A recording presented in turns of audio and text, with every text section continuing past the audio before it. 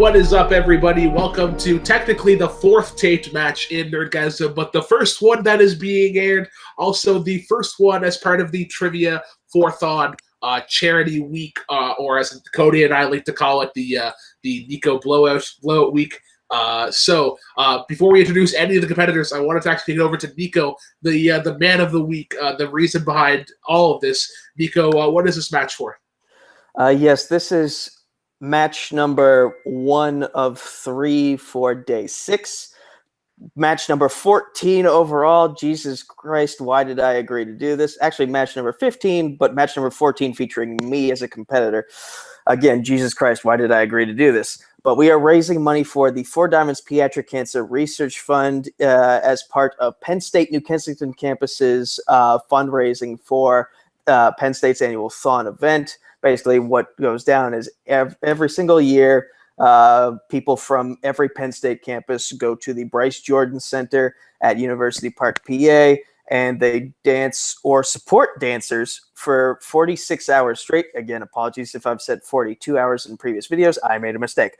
But basically, we dance for 46 hours straight to support pediatric cancer research to help find a cure for cancer. This is the Four Diamonds hand symbol because everything has to have a cool hand symbol. See the shield, see wrestling, see anything of wrestling nature. But yeah, this is personal for me because I lost my dad last year to brain cancer. And so I figured I've been given a platform here through this trivia community to do something cool, and I was inspired by how we rallied around Patrick Campbell after his dog Kirk passed away, and then later on after John Schnepp passed away. And it came to me like, what if we spent like a good many weeks to months actually prepping something out? And imagine what kind of difference we could make there. So yeah, the goal is to raise at least $6,000. We might have already broken that goal by this time because it's day 6. We might be way over it by now. I don't know. That's the magic of taping. But yeah, click the link in the description below and donate to Penn State New Kensington's Thon fundraising efforts. Alrighty. Yeah, once again, to sort of echo the statements of Nico, this is a collaborative effort from everybody in the entire trivia community. So I'm glad that Cody and I, the division that we have here, were able to support Nico in his cause. But before we get to Nico's opponent, Ryan Permison, I got to talk to our judges today. First off, I got to talk to co-commissioner, often considered my wife or my husband in this, however you want to look at it, whoever wears the pants in a relationship, Cody Newberry. Cody, how you feeling about Ryan versus Nico in round 1? This couldn't have worked out any better. These two are just two, I will just say it, goofballs. And they're going to debate. Oh, Ryan, I'm lovely that you're questioning that already on the thing. The man quotes a movie, about 4 movies a minute, and he's not considered a goofball. But it's going to be a lot of fun. You can also announce me as the 2018 Manager of the Year. That's been announced. So that may give some fuel for Nico to fight. But I'm excited to do this match for... I'm excited for Nico's charity thing. I'm glad that he's doing this. This is a really good thing. This is a full week of Nico getting beat around in all these leagues, and more people get to watch them. But it's exciting. Should be a good match, but who knows? I have no idea how to call this. Yeah. Joining us as well today, our third judge. The previous iteration of Fandom was run by this young man. That'd be one Caleb Coho. Caleb, how are we doing this fine evening? Nico versus Ryan. Who you got? Oh, I'm doing good. In both, I've actually played one of these people in the previous iteration of Nerdgasm and won. That would be one Nico. Speaking of wins over Nico, just knocked him out yesterday in Fandom, so I'm still feeling good about that. But none of that pertains to the match tonight. Both these guys are pretty good debaters, and I don't know if I have to give the slight edge to anyone. Probably going to give it slightly to Ryan.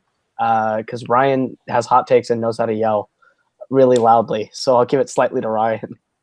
I mean that is a fair assessment. I'm going to try and say I will actually not try. I will say I'm biased here and not give my take, even though I have played one of these gentlemen before in wrestling debate, and they know how that match went. So we'll go to our competitors, get some promo, or get some pre-match interviews here. So we'll go first off to the Hunter, Ryan Permison. Ryan, you are the man of cliches, as I like to call it. You know, I think every match I've heard some iteration of the journey of 1,000 miles begins with a single step, the great Chinese proverb. But how do you feel going up against Nico, and what are we going to be expecting from you? How do I feel about this match? I feel okay. I mean, I'm not the biggest fan of. I mean, I can debate, but debate matches I'm not the biggest fan of. But you know what? I'm going to give it my best shot. I'm giving my best efforts. I did some good research on these particular questions that we've been given, so I'm going to put my best foot forward and see what happens. If I win, I win. If I lose, I lose. It'll be fine. I'm not going to lose any really sleep over it. And I wish Nico the best of luck with his fundraising efforts. Yes. And speak of the devil, and he shall appear. Nico Regoli. I mean, this is what match 17 out of a billion that you've done in these recent days. So I imagine that the mental endurance has got to take a toll in some way, shape, or form. But how do you feel going up against Ryan, especially in a discipline that is not your strong style? I just watched the same episode of Star Wars Resistance twice, and I still am kind of unable to process what I just saw because of the fact that I'm so drained from trying to cram so much information into my brain in such a short time frame. I'm fried, but I'm still going through it because that's basically what Thawne is. It's embracing the grind in honor of those kids and the families who have had to embrace that same grind in a more life-threatening sense. In terms of Nerdgasm, I'm not a fan of debates because I have not done well in them in the past. And the main reason I am doing this for this week is because you guys would not let me bow out of the tournament. So I figured might as well make it as part of Trivia for Thawne. And the way I see it, if I lose, then I keep up the reputation I have of not being good at debates. And if I win, oh no, I have to compete in another debate. So I'm going to have fun in the moment. And then once we get to the ending, we'll see where things go. Alrighty. Well, with that being said, let's get right into it. The rules stipulation of the match are like this. The competitors drafted categories from various fandom necks of the woods. Once they drafted the categories, myself and Cody came up with some questions that we felt were suited to their pleasing. So they got their first three prep questions. They drafted their answers, studied variously they could have, whatnot. They'll have 1 minute opening, followed by a 5-minute freeform, and then a 45-second closing to strap up their arguments. The only rules: no filibustering, don't be a dickhead, and no touching of the hair or face. All right. So, question number 1, guys. They drafted from, I believe it was the Arrowverse.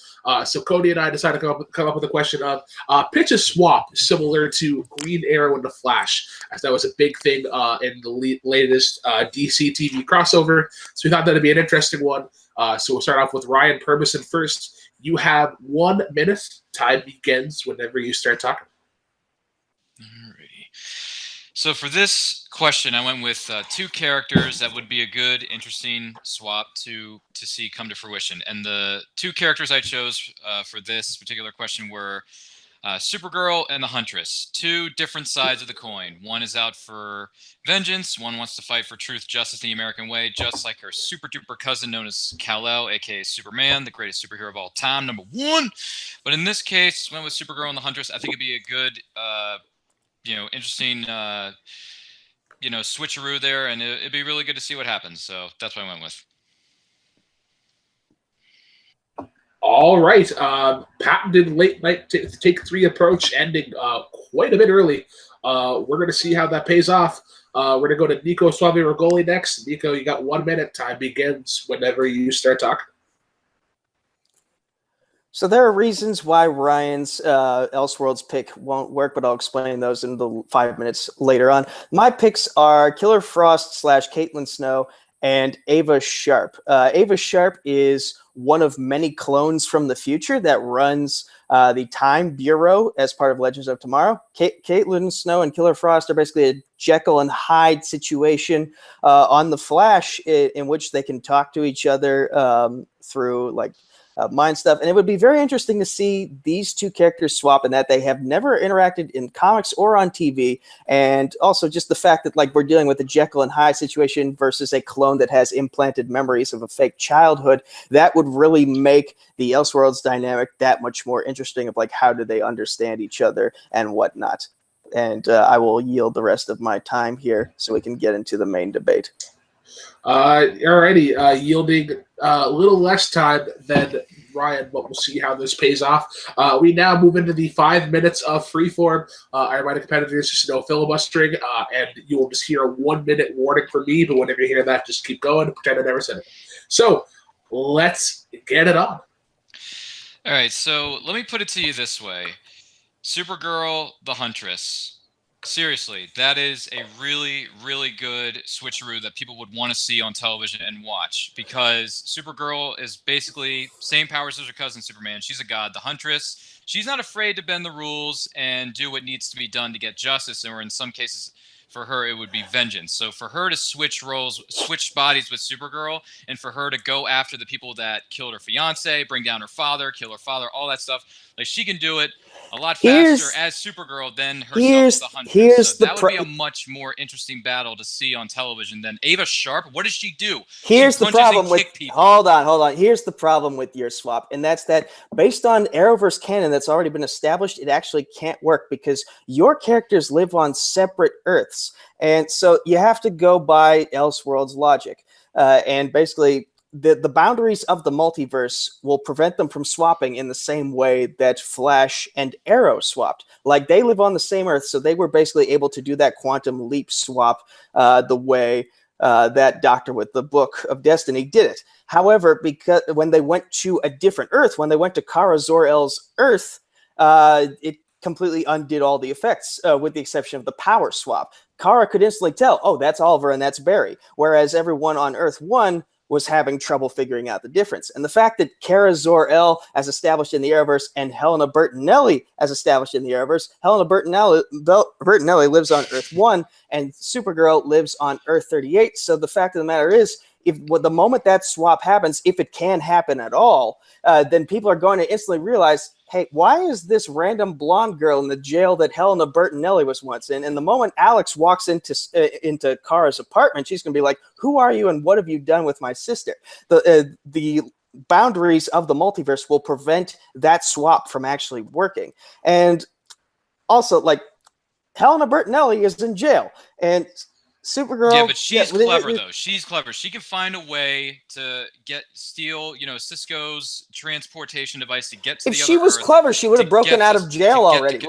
If she was clever, she would have broken out of jail already. Instead, she's just sitting in creative limbo while the writers have nothing to do for her, and therefore she's going to sit in that jail unless the writers ever come up with something for her to do ever again. Perhaps, meanwhile, when you have Ava Sharp and Killer Frost / which is so boring. Who wants to watch that? That is so dumb. Ava does nothing but punch and kick people, and she carries a taser gun, whereas Killer Frost just shoots ice out of her hands. Big freaking deal. You missed the reason. Supergirl can move mountains, break planets. She can break people's necks faster than anyone can blink an eye. The Huntress is cunning what is she stole the transportation device to get to Earth 38, find a way to get to Supergirl, take a sample of her blood, inject it into herself or whatever, and switch bodies with her by some way, somehow, that would be a heck of a lot more interesting. But what is the more interesting Elseworlds style swap here? In which case, with Ava Sharp and Caitlin Snow / Killer Frost, you have technically three characters that live on the same Earth. So that way, the Elseworlds dynamic can actually work in the way it was done for Oliver and Barry, but also at the same time, we're dealing with 3 personalities as opposed to 2. So that makes the swap that much more interesting of like, who will Ava swap with? Will she swap with please. Caitlin, The or Jekyll and Hyde will thing she has been swap played with out Killer to Frost? death. It's been played out so badly. Or will Ava so swap with both of them, and a 4th personality, a 4th Hyde to Ava's Jekyll come into play? Like, there's so many unique possibilities that you could do here because of the fact that we're utilizing that Jekyll and Hyde, and also the clone. Yeah, but no one's going to tune to memories. watch that. No one's going to want to read a comic about that. No Are one you- cares. are no you one sure? cares. Are you Yeah, sure? I've seen Ava Sharp. I've seen Because- what Killer Frost can do, and they're good actresses, but they're really not doing much with what they're given. Because if Supergirl has been on Earth 1, so people know that Supergirl exists. So you they can't know really that the say Huntress what and you Supergirl can't exists. you can't really say what when it comes to the universe If what people want to watch and what they Huntress got don't the want to watch. powers Because of Supergirl and went after the people who took down her fiance and all that other stuff, that would be a good thing. again, to watch. That would be a great entertaining thing to watch. you don't even know if this Elseworld swap can actually happen. It can happen because there's been 1,000 crossovers in the last 3 years. So believe me, they've done plenty of crossovers. you don't know if they can swap. You don't know if they can get that swap Don't give me because that. of the fact she's that on the Earth multi. 38, so it wouldn't work in Earth 1. She's been to Earth 1. She's been to Earth 38. They know what happens. They know what goes on. Seriously. No, you don't know. You don't know. Yes, But I do. Supergirl and the Huntress is a heck of a lot more interesting than Ava Sharp and Killer Frost. All right, interesting 5 minutes of freeform. I'm going to tell you right now, Nico, you've got borderline filibuster. So just if Ryan's trying to cut in, let him say his piece, and then. Did you at least hear what I was saying? I at least heard what you were saying, but there was a lot. But you got pretty close to filibustering. So. I did. Yeah, you did. Because we'll edit this part out here, but you didn't really let him continue his thoughts. You know what I mean? You would interrupt right away and try to carry that thing. So Five minutes goes by quick. 5 minutes goes by quick. It does, but I'm also watching the time of how much time you are using, and Anyways, Cody and Caleb, I disagree, but I think you went. No. It was if this was a football time possession arrow, Ryan saw 35% of it. You saw the majority. So just easy thing to do. Get your point out, and then let Ryan rebut, and then you go back on that. If you guys get into an even swing, it won't sound like that.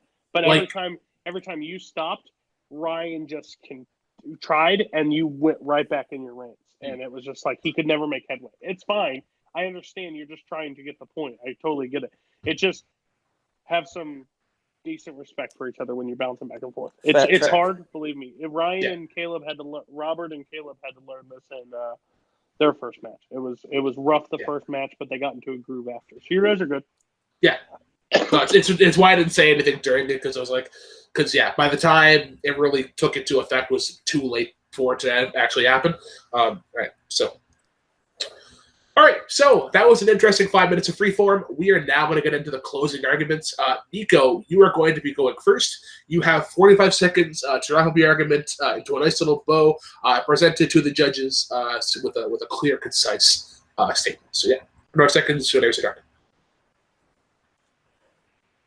I've already laid out what will happen with Ryan's swap. It's a swap that won't work because of the boundaries and restrictions of the multiversal plane. Whereas in terms of Ava Sharp swapping with Killer Frost / Caitlin Snow, you have this unique dynamic with a clone that has fake implanted memories and a Jekyll and Hyde situation. So we're getting a swap with not just 2, but 3 personalities, possibly 4, depending on what happens as a result of that Jekyll and Hyde situation. And then you have this crazy, unique understanding between these 2/3/4 characters because of the fact that fake memories, 2 people living in one body. It's crazy. And again, Ryan's people, they don't live in the same Earth, so the swap can't work in the same effectiveness that it worked with Barry and Oliver because of the restrictions of the multiverse.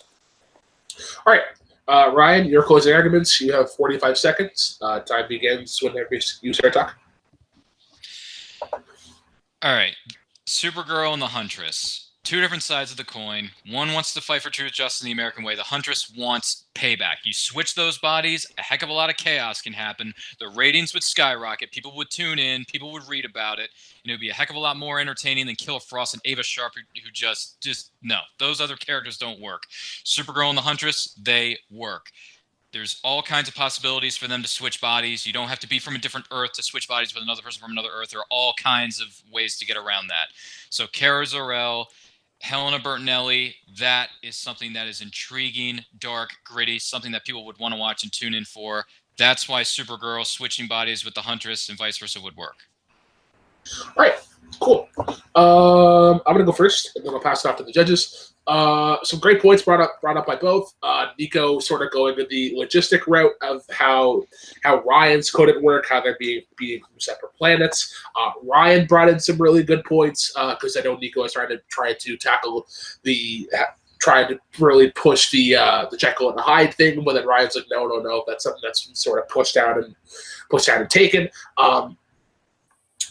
Ryan said something at the end of the 5-minute freeform that got me really interested in his. And it was essentially how a Huntress, he said something along the lines of Huntress using Supergirl's powers to really, for her advantage, that she was able to correct some things, some things. And that got me really intrigued. So I'm actually going to give my point to Ryan. He took it on the end there. And I think his closing was really good. He was able to sort of wrap everything up. And although he did get a little bit of a step back with some of Nico's points, I thought he gave a really good point at the end. But I am not alone here. There are 3 judges, so I'll hand it off to Cody next. Cody, based on the arguments provided, who gets your point and why? I don't know what the heck any of you guys were saying. This is why I hate DC. There's 75 different worlds, and nothing makes sense to me. But I'm going to, this time, quantity just took over for me. I think Nico painted the picture perfectly for me and kind of rebutted Ryan. And it's kind of a not enough said for Ryan. The rebuttal was really strong, but I think Nico pretty much took the 5 minutes just to tell me exactly what I would be getting and just tied it up into a nice bow in the end. So I have to give my point to Nico on this one. All right, so to the surprise of nobody, Cody and I are split, which means that it goes to Kale Coho to break the tie. Based on the arguments provided, who gets your point and why? Nico is winning it for a while for me because with the logistic route. But Ryan says something along the lines of, because Nico kept hammering that, they're from different worlds, that couldn't work. And I think Ryan brought up the point of the writers can find a way to work around it, which I think is the most true statement when it comes to anything DC Comics. But Ryan's closing really sold me. Like his idea, he had a solid idea, and Nico was kind of pitching me parts of his idea throughout. But I think Ryan's closing really came in, and he really sold me on the idea of Supergirl and Huntress switching bodies and what that story could look like. And I think he did a solid defense of the can't go from different worlds, it doesn't really work sort of thing. So I'm going to slightly give my point to Ryan. All right, so Ryan strikes blood first there in our best of 3.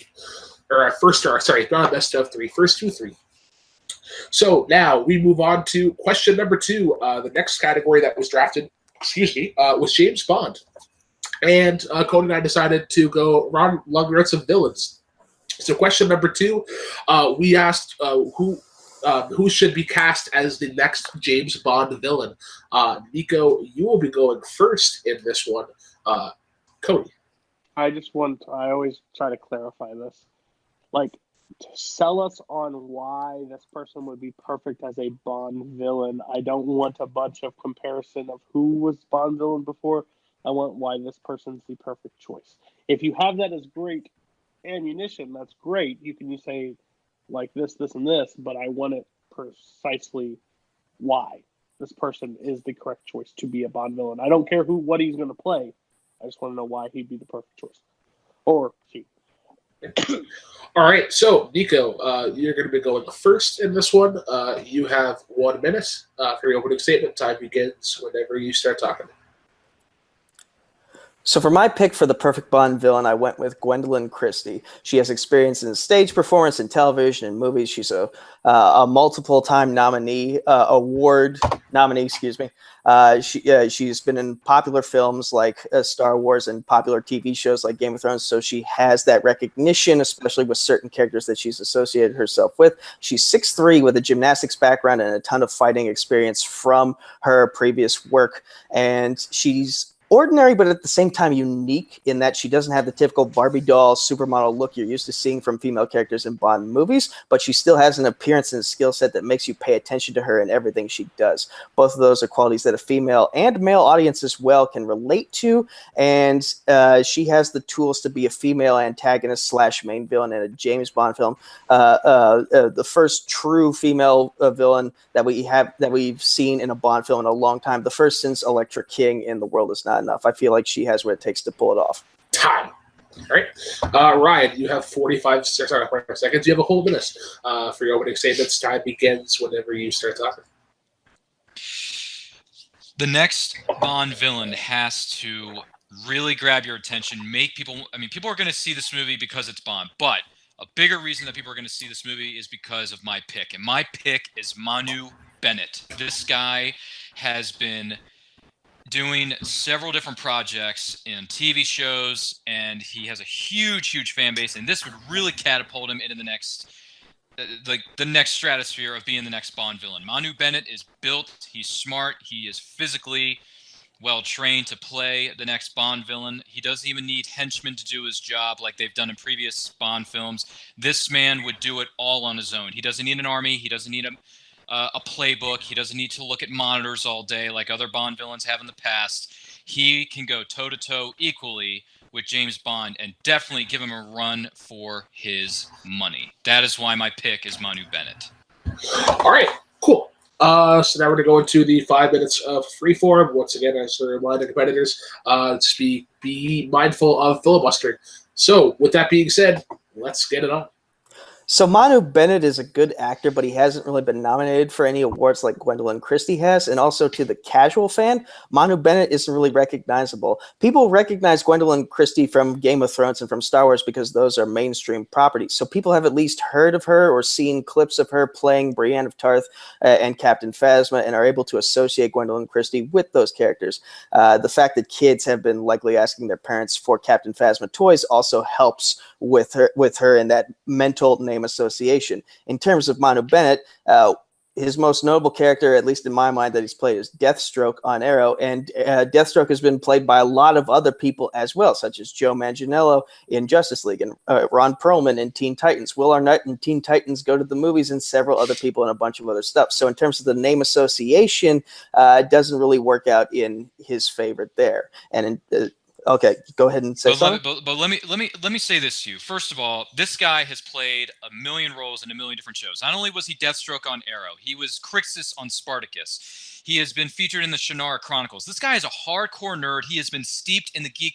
culture for a number of years now. Plus, he's been in more projects than Gwendolyn Christie. Gwendolyn Christie didn't even get on Game of Thrones until 2 years after he was on Spartacus. So this guy knows his stuff. He has been trained in theater and dance. This guy is more than capable of going toe-to-toe with James Bond. He can lay the smackdown on his candy ass. He doesn't need henchmen. He doesn't need to look at a playbook. He doesn't need to look at monitors. He doesn't need to ask anyone's opinion or ask people for advice. He will just go after Bond no matter what is going on, no matter what the stakes may be, even if no matter what the cost is, he will do it. This guy has a huge following on social media. He has been to more Comic-Cons than Gwendolyn Christie has ever appeared at. This guy loves his fans, loves being around other fans. He will go to as many conventions as possible to meet the fans because he loves pop culture, and he wants to give his fans the best performance in whatever project that he's performing in as humanly possible. That is why this guy needs to be in a Bond film to go to the next stratosphere. He's been in TV shows, but he was born to be in movies, pal.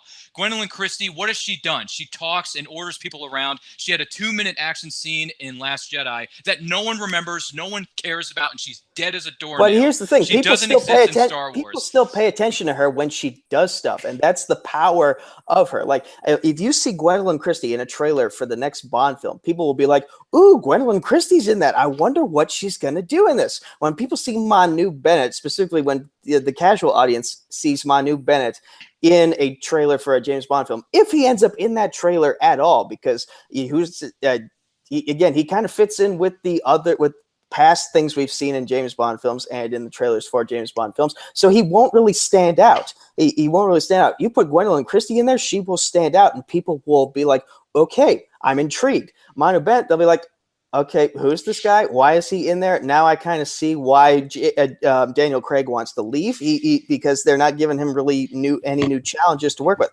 Gwendolyn Christie, she has the build, and she has the appearance and the skill set and the knowledge to be that next great James Bond villain, especially a female villain, which they have not had in a James Bond movie in quite a long time.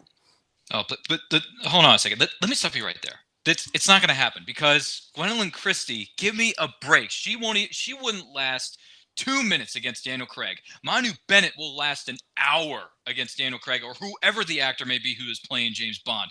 Gwendolyn Christie will have henchmen behind her, just like she did in Star Wars. She's going to be looking at monitors. She's going to be asking, what's the next thing I can do here? What do you think over here? Because every Bond villain has at least done that. What is it with you and monitors? 1 minute left.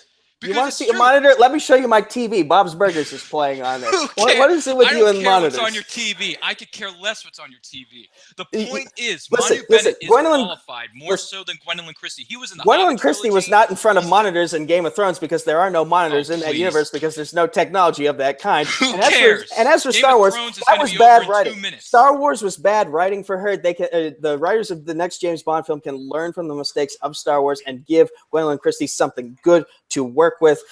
In terms of Manu Bennett, there have been other villains in the Arrowverse and other stuff that he's worked in that have been better than him. Specifically, like Matt Letcher's Eobard Thawne, Wentworth Miller's Leonard Start, Kirk Acevedo's Ricardo Diaz, and there have just been so many other better characters, in my opinion, than his Deathstroke. And I feel like Gwendolyn Christie, she captivates an audience in anything and everything she does, therefore making her the better choice for a villain. Manu Bennett is better. Time. Judges, please let the record show that Manu Bennett is better is stricken from the record because it exceeded the 5-minute time. We will now go into our closing arguments. Ryan will be going first. 45 seconds, wrap up your argument to a nice little Boston Red Sox memorabilia to give it to Cody Newberry, because baseball in winter, yay. The point of the matter is this. Manu Bennett will sell tickets. This guy has been in so many different projects, a heck of a lot more than anything else that Gwendolyn Christie has done. This guy will bring people to the theater. His career will go through the roof. He can go toe-to-toe with Bond. He won't need to take a water break. He won't need to wipe sweat from his brow. He will punch, kick, use weapons. He doesn't even need to use weapons. He can use his bare hands if he has to. That is a heck of a lot more entertaining to watch than Gwendolyn Christie doing it. It's just true. Manu Bennett, steeped in geek culture, has a huge following on social media, has a huge following in the Comic-Con circuit. He was born to be the next Bond villain. Manu Bennett, physically, mentally, however you want to slice it, he is the best choice to go toe-to-toe with James Bond and make it a great James Bond film. Time. Excellent. You ended there perfectly. That gets bonus points in my book, but Canadian bonus points don't matter in this. So, Nico, your closing argument, 45 seconds, wrap it up into a nice little TARDIS to give to Caleb Coho, because yay, Doctor Who. In terms of recent James Bond films, Manu Bennett brings nothing new to the table. Gwendolyn Christie does. She is in the main event of pretty much anything and everything she's a part of, whereas Manu Bennett, he kind of falls into the background after a certain period of time and doesn't really make you remember him that well. Gwendolyn Christie, again, she's 6'3". She has the fight skills. She has the know-how. She has the acting experience that can make a good Bond villain.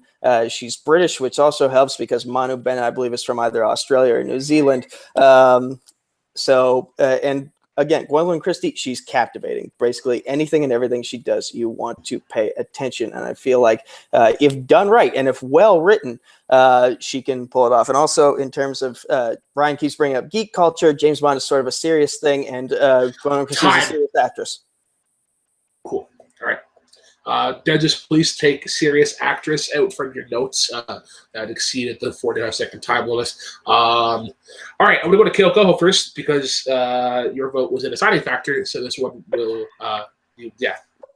This Based is, on arguments divided, who gets your points and why. I think we have the world record for how many times the word monitors was used in a match. This was a weird fight in general, just with the arguments made. Ryan kept hammering the same points over and over about not. I kind of understood what he was going for, but he wasn't really selling me on it.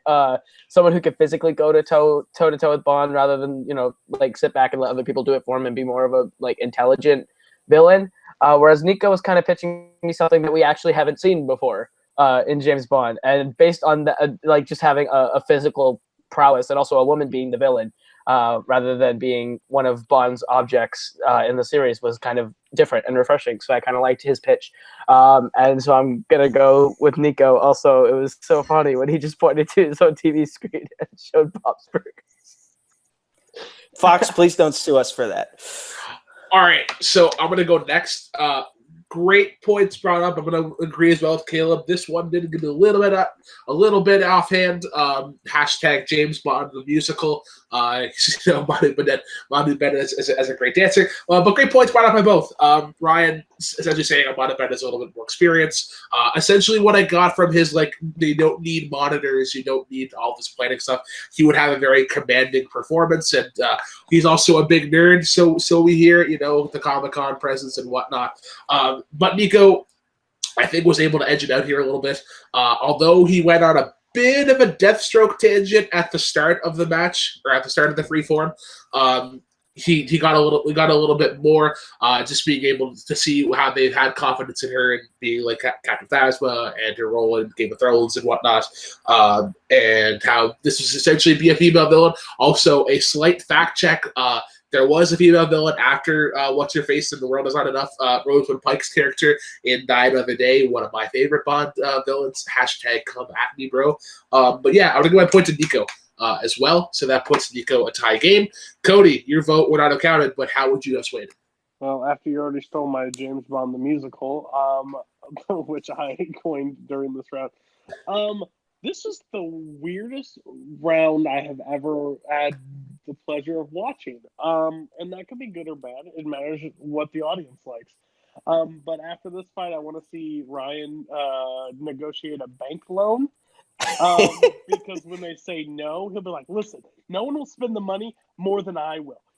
I like movies and dance, and I won't look at those monitors. I don't think Ryan realizes this was a movie. I think he realized this guy was actually going to go kill James Bond, because he's not going to take a break.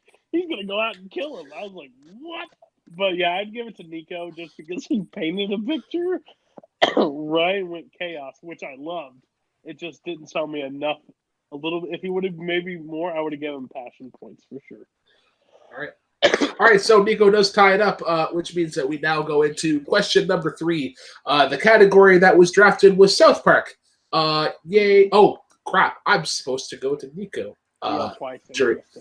Yeah. All right, so Nico, before we get to question number 3, remind people again what this is all about. Or all about.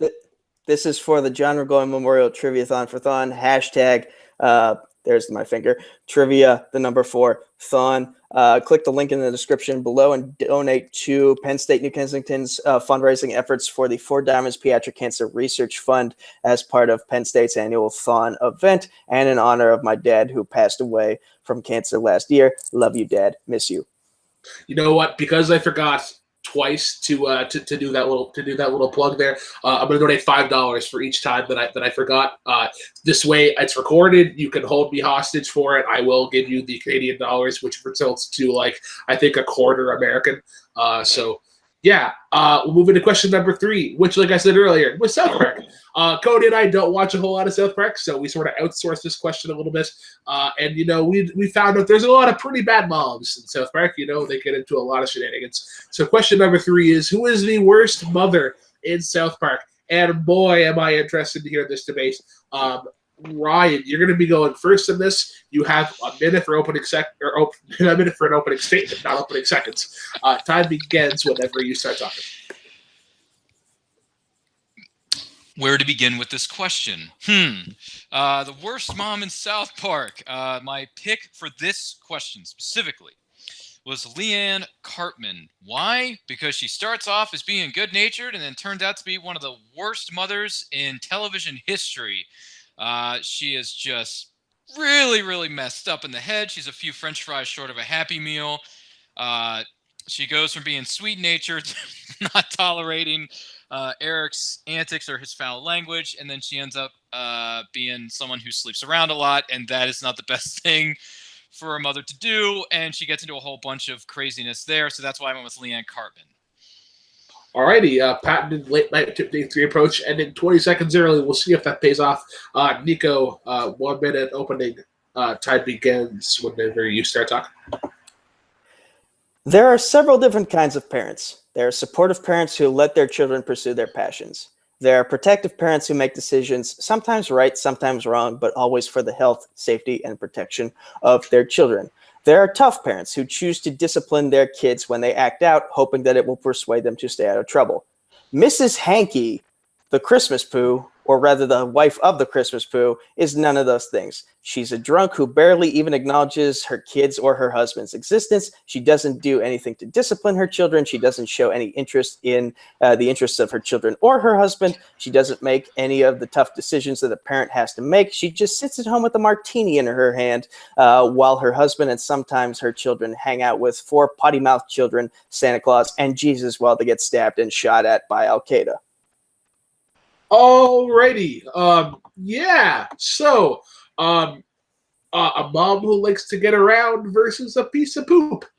5 minutes, guys. Have fun. Okay. I knew you were going to bring up sleeping around. And first up, how dare you, sir? You are slut-shaming. There is nothing. It is 2019. There is nothing wrong with being sexually active as an adult. It takes time to find the right partner, and unfortunately, Leanne Cartman just has not found the right partner yet. And I hope she does find the right partner at some point in time. Secondly, your opening statement was mostly just you saying she's messed up in the head and not that bright, which really isn't that cohesive of an argument. So if you have anything else you'd like to say, I'd very much like to hear it. I tell you like this.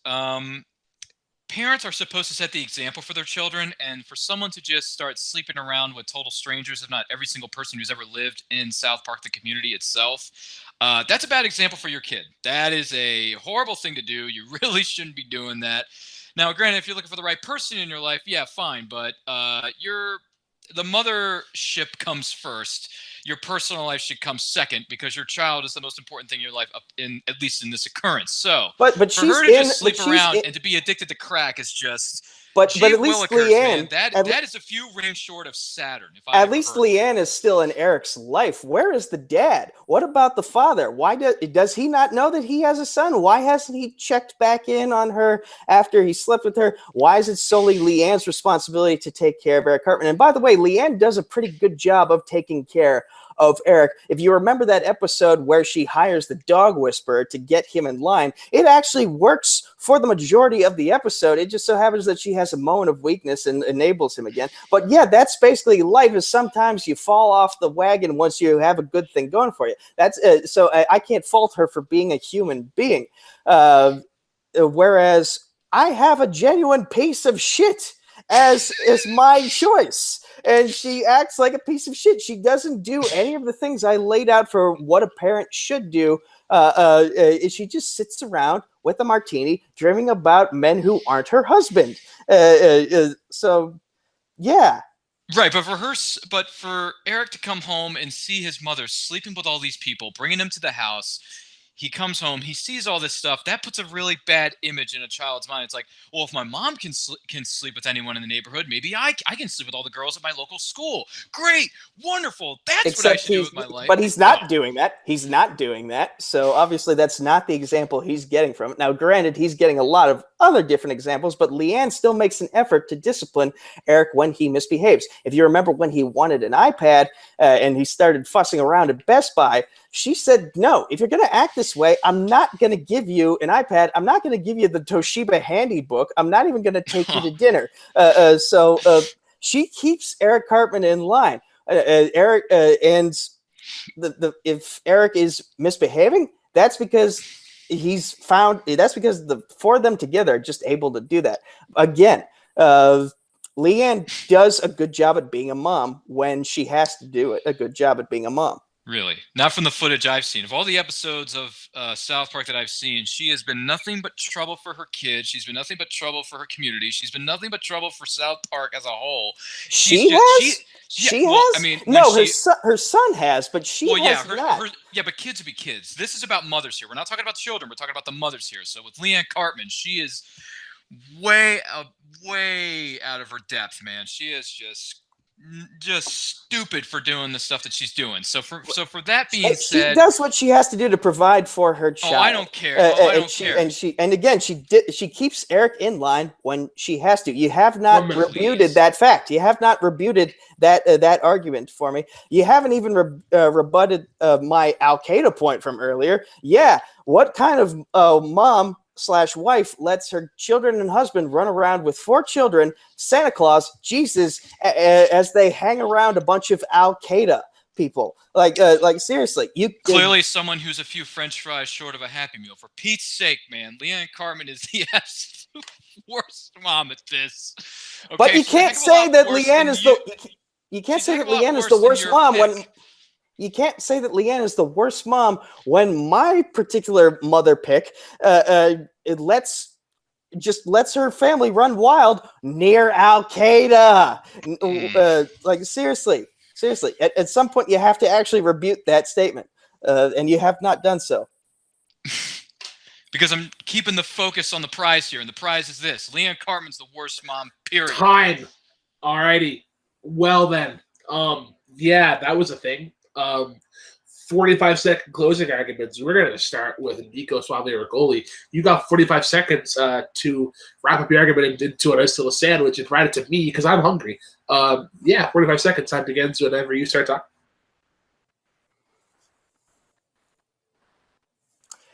Saying Leanne Cartman is the worst mom on South Park over and over and over again does not make it true. The fact of the matter is Leanne has actually done good motherly things, as I have laid out in the previous 5 minutes.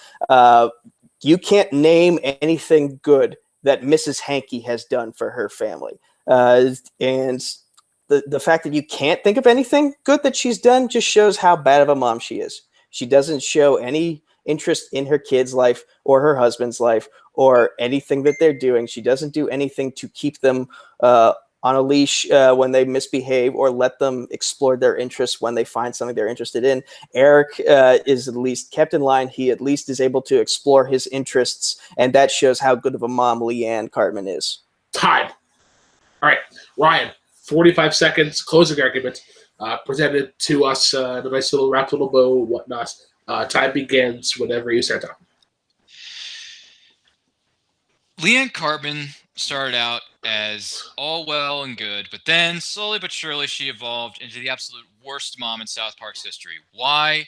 Because she sets horrible examples for Eric and his friends. She sets a horrible example for South Park as a whole. Sleeping around when you should be taking care of your children as a parent is not the best thing for someone to do. And to bring all these people into the house, it sets a bad example for the kid, and the kid, which means that the kid is going to go out and make the same mistakes that his parent did, if not more so. So with that being said, Leanne Cartman, addicted to drugs, bringing strangers to the house, putting her son in danger is just wildly stupid and pathetic. And that is why Leanne Cartman's the worst mom in South Park history.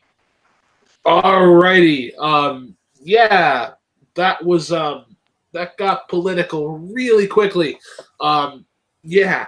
Cody, we're going to go to you first. Based on the arguments provided, who gets your point and why?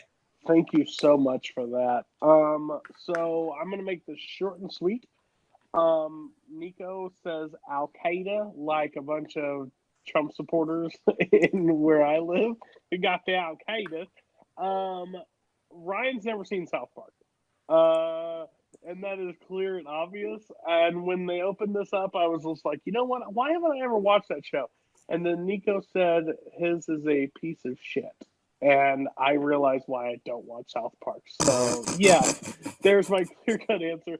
Nico wins this point because clearly he knew more about the character, and Ryan could not diffuse anything that went on, even though Ryan did a really good job of for not seeing the show or little bit doing a well job trying his best to combat it, but it was too much. All right, so Nico gets the first point in this one here. Caleb, based on the arguments provided, who gets your point and why? Nico, and it's not close. Nico just had to sit back and let Ryan try and swing at him, and all of Ryan's shots really missed. He never really did a good job of attacking Nico's, and Nico just kind of sat back, and anything Ryan said, Nico could be like, mine's worse. So, yeah, Nico's knowledge of TV really helped him here, and he got the point. Although my vote did not count, this was pretty clearly Nico. Even my biggest point was like Ryan didn't try to talk up Mrs. Henke. It was just it was a consistent defense and like being like, no, my mom is worse. Where Nico had multiple crap. Yeah, you'd be surprised. But yeah, Nico actually has some positive elements of Leanne. Just how she handles Eric Cartman. And the whole slut shaming thing, no, because no, we're not getting into that discussion right now because this is not how to be politically correct.com. So Nico does get the point there. We are going 2-1. Which means now we go into the speed round. How the speed round is going to work. The competitors did draft the categories that these questions are coming from. Before we get to speed round, once again, Nico, what are we doing all this for? Click the link in the description below for hashtag trivia for there's trivia. The number 4 Thon for the John Regoli Memorial Triviathon for Thon.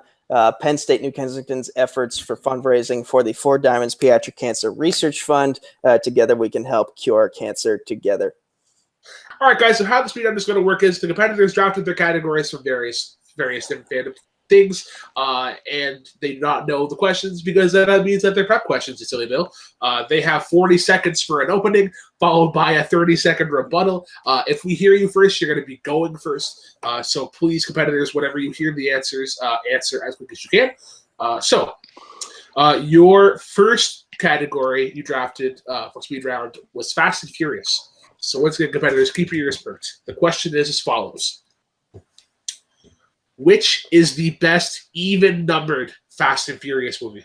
6. All right, Fast and Furious 6, I heard from Ryan. Oh, boy.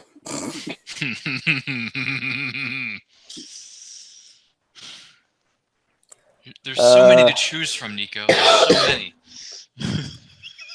Not really. There's just 4 even-numbered movies. Okay, so he's picking 6, correct? Damn right, baby.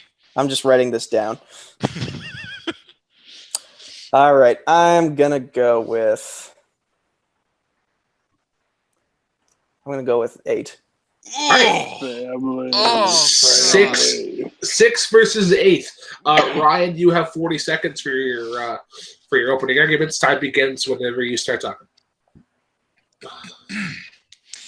Fast and Furious 6 is the best even-numbered sequel in this franchise. Why? Because the stakes are higher, the action scenes and action set pieces are better, the story is better, and The Rock coming back makes it all worthwhile. And Gina Carano's appearance and her combating skills in that movie just make it even more sweet. It's a it's the best installment of this franchise for so many different reasons. It's a heck of a lot better than the other even-numbered sequels. So that is why Fast and Furious 6 is the best. All right. Ending it early, as always, as he has.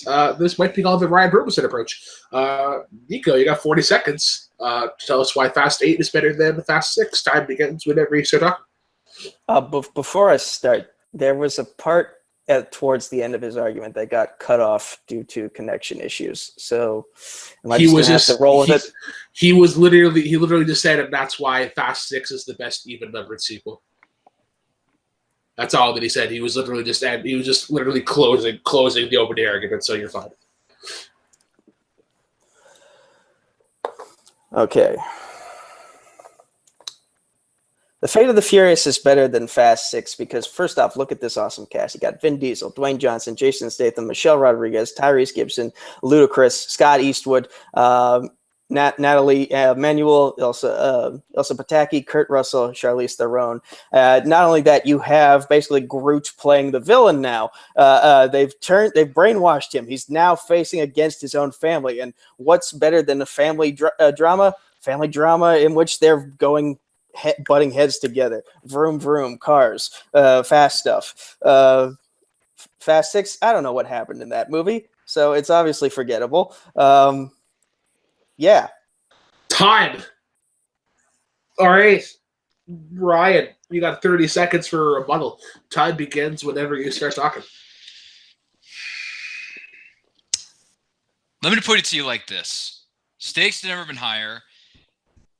Mia gets kidnapped.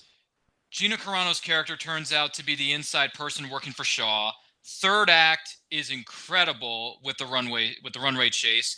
We have the sad death of Giselle, played by Gal Gadot at the time. So that was, that hurt the fans' hearts. Better action, better story. The Rock, Vin Diesel, Paul Walker, the cars were better. Everything they put into this movie was 1,000 times better than what you get in the other Time. ones. All right, Nico, 30 seconds for a rebuttal. Time begins whenever you start talking. We have scenes in my movie in Fast 8 with a submarine, a freaking submarine. Now they're exploring different vehicles that they can blow up because awesomeness. Fast 6, it doesn't really try anything new. They waited until like Fast 7 and then Fast 8 to try some of the new stuff, like the tank going out of the helicopter with the parachute and the cars driving from one building platform to another on like the 30th floor of a skyscraper. So yeah, yeah. Time. All right, so I'm gonna go first. It was very easy to tell that Nico went to IMDb and listed off a bunch of actors. That opening, it's very easy to name off actors and stuff and whatnot. You can tell that Nico hasn't watched the movies. So my point goes to Ryan pretty easily. But I'm going to go to Cody here. Cody, basically the argument's divided to get your point why. Nico literally went cars vroom vroom. Yeah, I'm going with Ryan. And Caleb, your vote did not count, but how would you have swayed? I would have completely agreed that Ryan won. Like, the issue with doing that question is there's only two that you can really fight because 4 is trash, and you can try and make an argument for 2. But 6 is the correct answer, and Ryan knew it from the beginning, and Nico had nothing to back it up. So, all right, so that means things are tied up, which means we now go into the final question. The category that they drafted was animated heroes. This is my neck of the woods, and I think I have a pretty good question for you guys for speed round. So once again, keep your ears perked. If I hear you first, you're going to be going first. Your question is as follows. Other than Batman the Animated Series, what animated TV show or movie has had the best portrayal of Batman? Batman Beyond. Batman Beyond.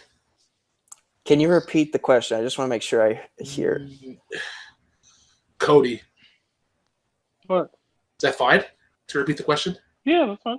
Yeah, okay. Other than Batman the Animated Series, the best animated TV show or movie with for the best portrayal of Batman? Will the Lego Batman movie count? I will allow that if up to Cody. I will allow, but I'll hand off to Cody. That's fine to me. The category was animated heroes. Animated hero. Yep. Yeah, that's fine. Yep. So we have Batman Beyond versus Lego Batman. Ryan, I heard you first. You have 40 seconds. Time begins whenever you start talking. All right. So for Batman the Animated Series, you need something to come after it. And what came after it that was so good? Batman Beyond. Why? Because it passed the torch from one Batman to the next for a brand new generation of fans, and that is something that everyone was intrigued to see. Everyone was excited for. Who's going to take the place of the Dark Knight? Can he handle the weight? Can he protect Gotham City the same way that the original Dark Knight did? And he did it very well. He did it in spades, and they brought back some of the original voiceover actors. The voiceover actor for this Batman Beyond, Will Friedle, did an incredible job of playing Terry McGinnis. That is why Batman Beyond is the perfect successor to Batman the Animated Series. All right, typical Ryan approach, ending a few seconds early there. Nico, you have 40 seconds. You're going to go Batman over Batman Beyond. Time begins whenever you start talking. You got 40 seconds.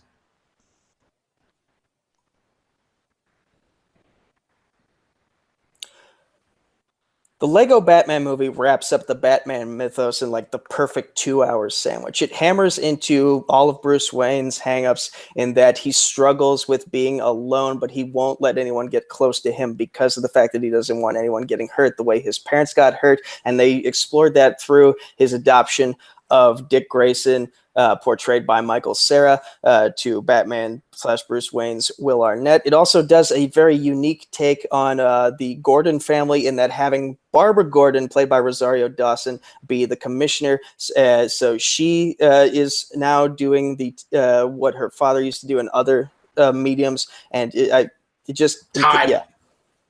All right. Ryan, we are going to go to the rebuttal phase. You got 30 seconds. Time begins whenever you start talking.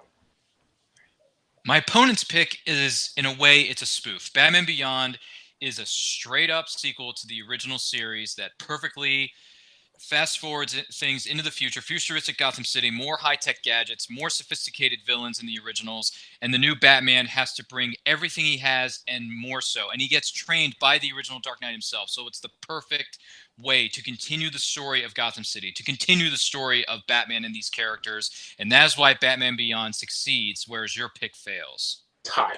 All right, Nico, we're going to give you 30 seconds for your rebuttal. The last 30 seconds of the match, so time begins whenever you start talking.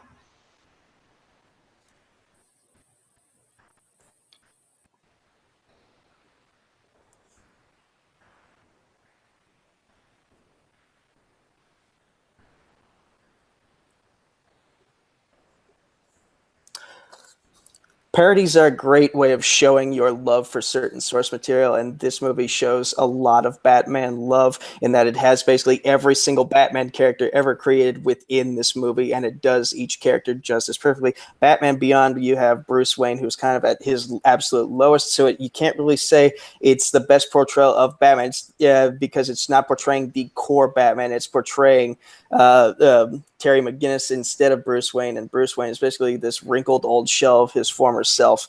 Time. All right. Interesting. I'll say that. That's probably my hot word of this tournament. Is interesting. Caleb, go home. I'm gonna go to you first because your vote did not count in the last one. Based on the arguments provided, who gets your point? Why?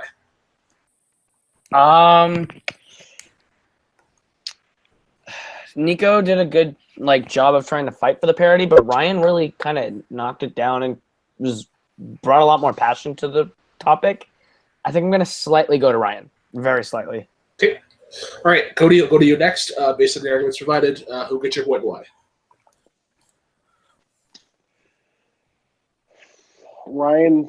Ryan painted out Batman, and why it was the best portrayal of Batman. Nico did more of the world, so Ryan gets the point.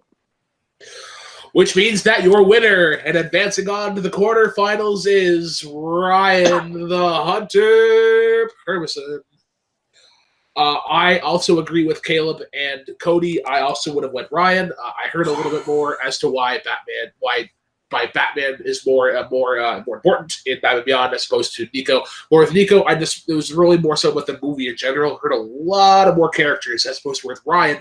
I heard literally just the Terry McGinnis Batman who portrayed Batman Beyond and Will Friedle from Great Boy Meets World fame.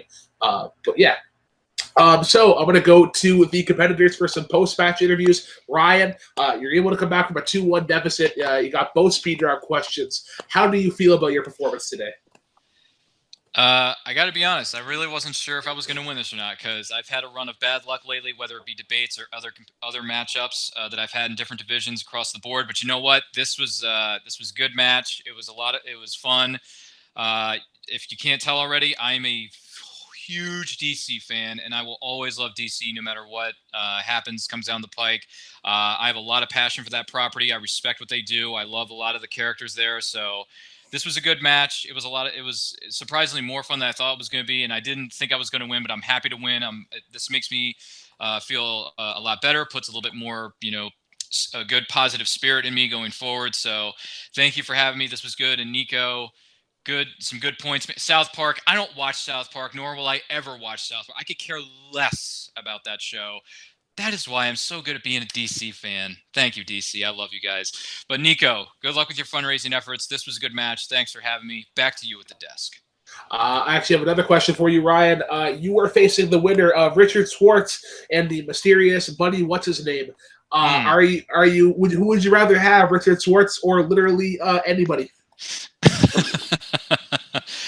I've seen Richard compete in other matches. He's good. He has a passion for nerd related topics. And Nerdgasm is right up his alley, so he fit in well there.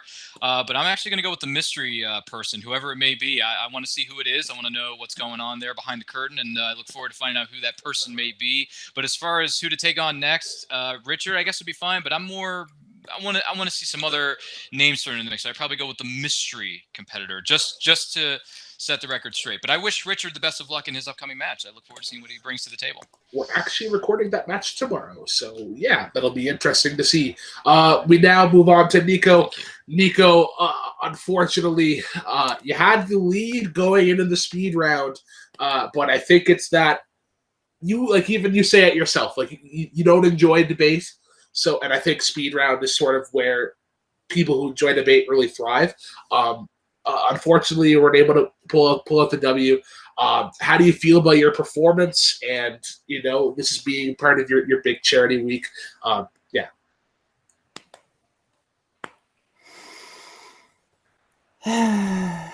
This month and this whole week is just taking an emotional toll on me in a bunch of different ways.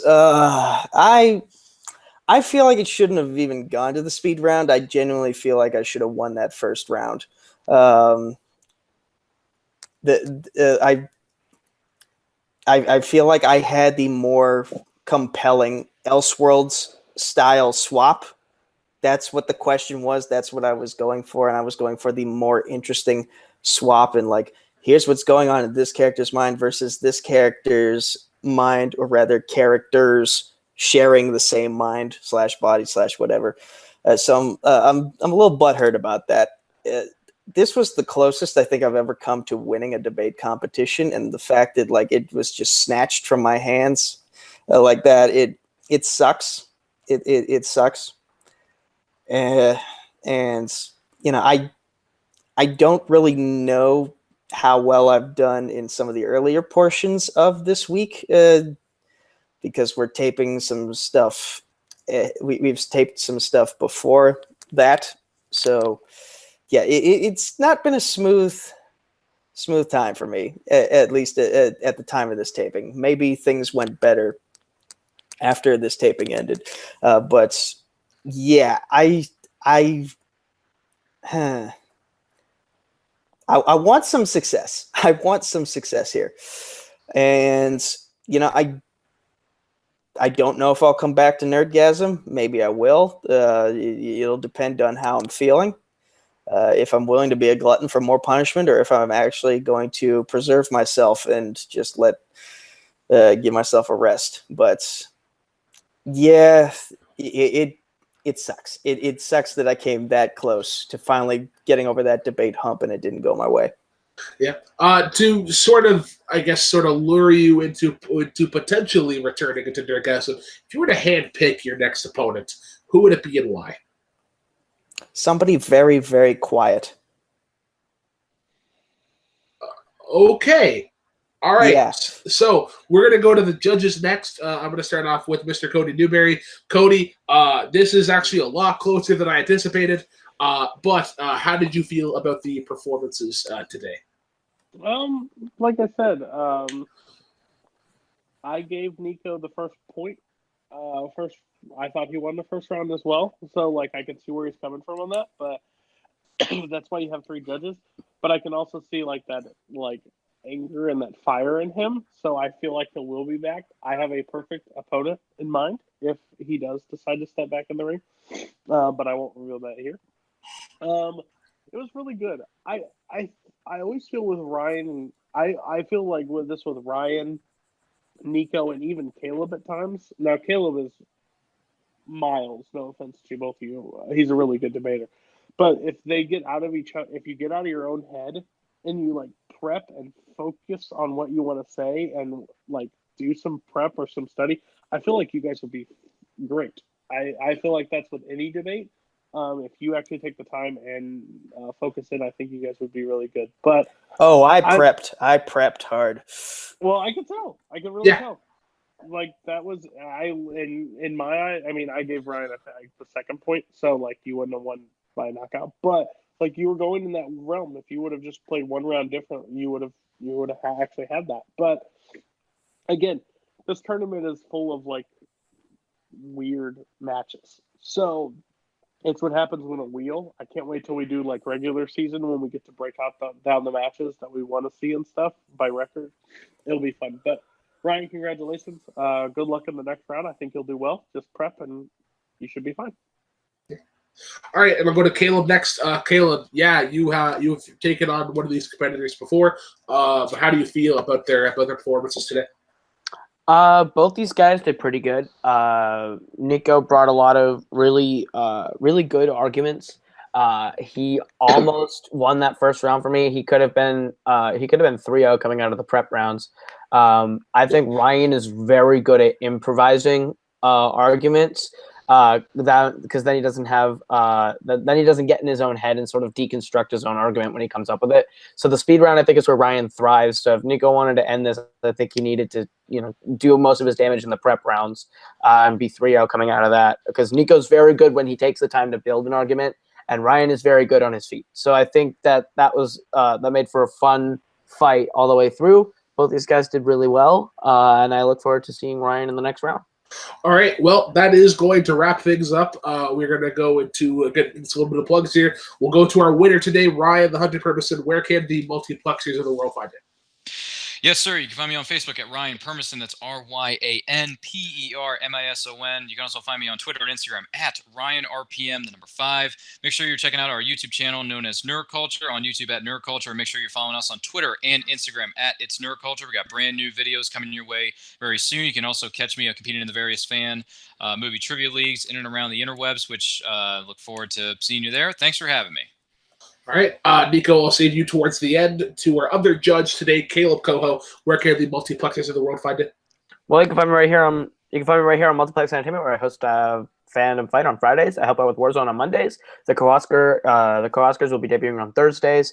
Depending on when this airs, I believe this is airing on the 26th. 26th. Yes. On the 26th. Okay, then the first episode of the Co-Oscars is already out. We talked the top 10 Best Director winners, myself and Jake Marangoni. So go check that out. Yeah, you can see me all around here. I play everywhere, and you can see me knocking Nico out if you haven't seen yesterday's Fandom Fight match. All right, and to my co-commissioner, my partner in crime, Cody DeBerry, where can the cool kids of the world find you?